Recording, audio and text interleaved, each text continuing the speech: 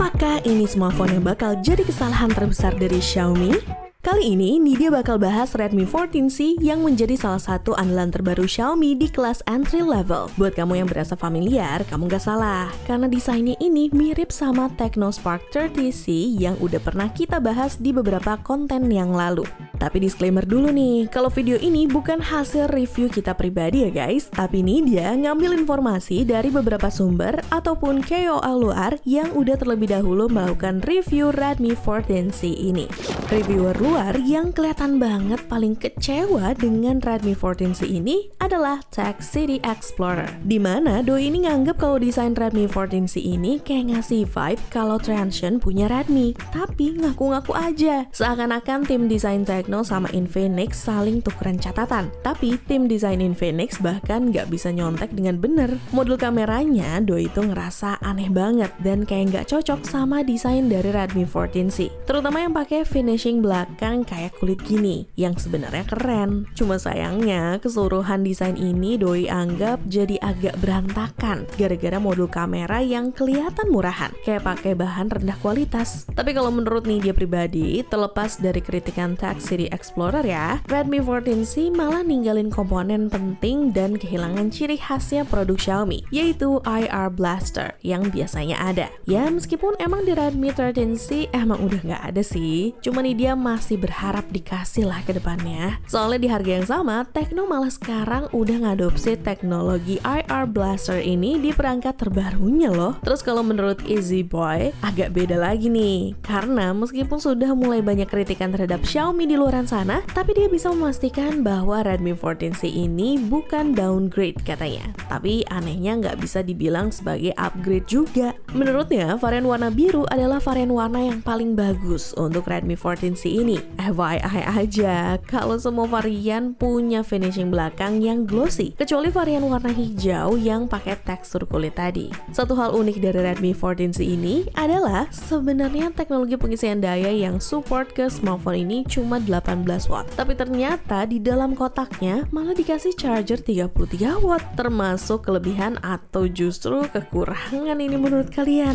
Layar Redmi 14C berukuran 6,88 inci dengan resolusi 720 pixel alias HD+, menggunakan panel IPS LCD dengan refresh rate 120 Hz dan kecerahan puncak sekitar 500 nits. Ukuran 6,88 inci ini menurut Nidia bikin Redmi 14C lumayan cocok dan nyaman buat dipakai nonton. Meskipun ukurannya yang bongsor, mungkin bisa bikin beberapa orang ngerasa ponsel ini kegedean, jadi sedikit sulit buat dipegang. Redmi 14C ini juga masih pakai desain notch drop yang sebenarnya bukan notch beneran ya. Dan kalau dilihat detail, desain notch-nya kayak di Redmi 13C sebelumnya lebih rapi. Dan kalau kalian ada yang ngeh nih, kayaknya sisa Xiaomi dan Samsung doang gak sih yang masih nempel dengan desain notch kayak gini di ponsel budget mereka. Terus catatan lain dari layar Redmi 14C ini, di beberapa device ada yang mengeluhkan kalau auto brightness layarnya kadang nggak berfungsi dengan baik. Jadi kayak harus dimatiin terus diatur sendiri gitu loh guys. Kalau tiba-tiba layarnya jadi gelap pas dipakai di aplikasi tertentu. Tapi harusnya sih kendala ini bisa selesai cuma modal update software ke depannya. Oh ya, yang juga kurang dari Redmi 14C adalah absennya sertifikasi IP resmi. Jadi harus hati-hati banget nih pakai ini HP di dekat air dan debu.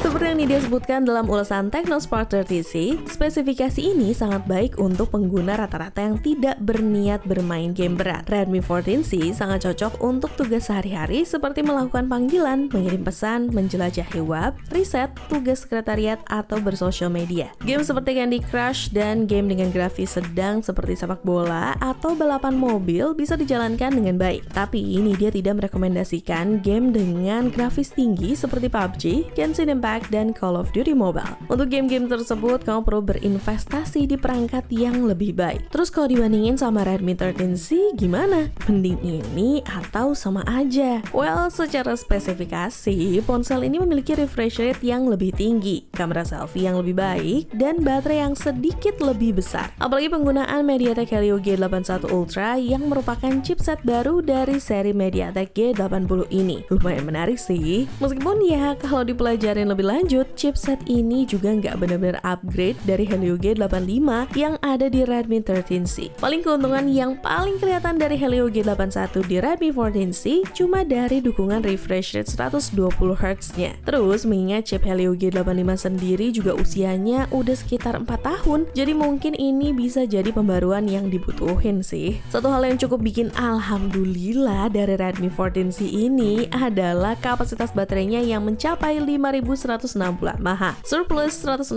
mAh dari kapasitas Redmi 13C sebelumnya.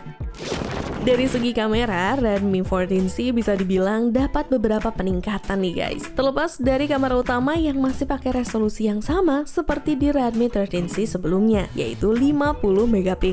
Kamera selfie-nya sekarang udah jadi 13MP dari yang sebelumnya cuma 8MP. Hasil fotonya oke kalau cahayanya pas, meskipun nggak selalu konsisten. Tapi untuk beberapa jepretan, nih dia rasa masih bakal bisa dapat hasil foto yang memuaskan untuk kelas harganya. Dan seperti yang kita tahu juga, kalau smartphone budget emang biasanya nggak terlalu unggul di kemampuan perekaman video ya. Tapi Redmi 14C ini justru masih bisa ngasih hasil video yang layak loh, dengan catatan kalau cahayanya cukup ya. Kemampuan perekaman maksimalnya sendiri up to 1080p 30fps. Untuk harganya sendiri, kalau kita berpatokan ke harga Redmi 14C di Nigeria, untuk varian 128GB-nya, smartphone ini dijual di kisaran harga 129.999 Naira Nigeria atau sekitar 1,3 juta rupiah doang. Sedangkan untuk versi 256GB-nya dijual 189 Naira atau sekitar 1,8 juta rupiah. Kalau misalkan masuk ke Indonesia dengan harga segini, kekurangan dari segi desainnya tadi kayaknya bakal dimaklumin gak sih? Dan untuk kesimpulannya, selain kesalahan desain yang menurut beberapa pihak cukup mengganggu, cuma menurut Nidya sih Redmi 14C ini kalau masuk resmi ke Indonesia nantinya tetap bisa jadi salah satu pilihan yang bagus buat siapa aja yang nyari smartphone di harga nggak sampai 2 jutaan. Apalagi kalau kamu tipikal orang yang banyak pakai HP buat maraton drakor ya kan? Karena layar besarnya ini menjadi nilai plus banget. Terus gimana nih komentar kalian tentang Redmi 14C ini? Coba Nidya mau tahu pendapat kalian ya di kolom komentar. Sampai jumpa di video selanjutnya. Cobalah!